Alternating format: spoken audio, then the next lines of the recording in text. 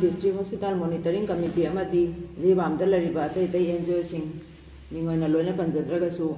all Manipur Bengali student union Meitei पांगल इमा इबेन सिंह नगा रोंगमैगी लुपसिंग लोइनना ngarang ge hing si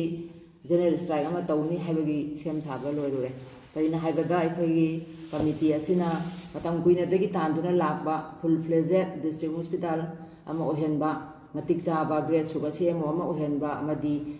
medical superintendent ama thambiu haiba posting ase thamkiben adubu marak asida ngarang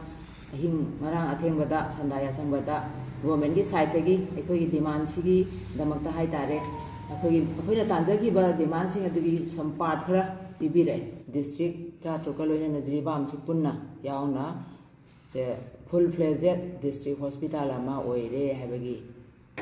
notice अमा थोखरे मदुगी दमकता अखोइना मदी लेनाबा हायर अथॉरिटी सिंगबो वेलकम तौजै यामना थागतबा फोंदोक्सै तौबतबु हारिबा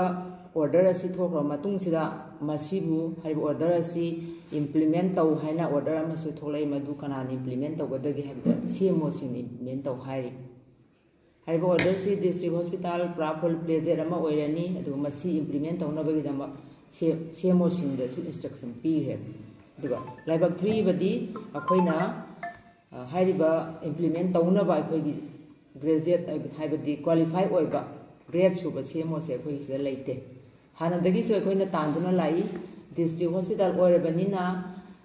से DMS की मनुंग मथक महुत्ता MS होइना सो अमला आगन हारिबा पोस्ट अनि से अखोइगी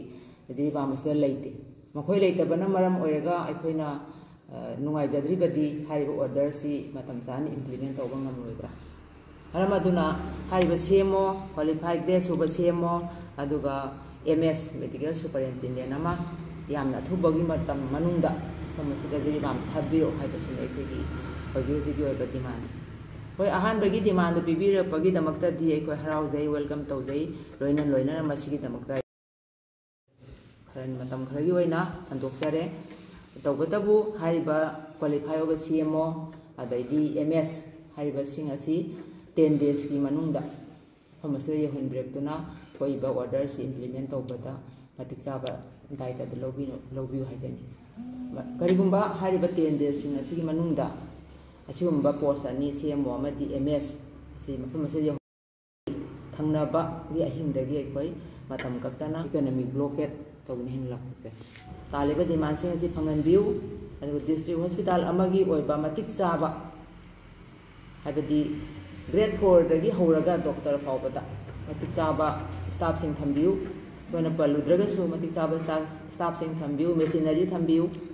दुकुना मसिंग असि मपुंग फाना बैदमक्ता हारिबा 10 days असे अखोइ खोंजंगसे हंतोक्सरे हाइना थमजे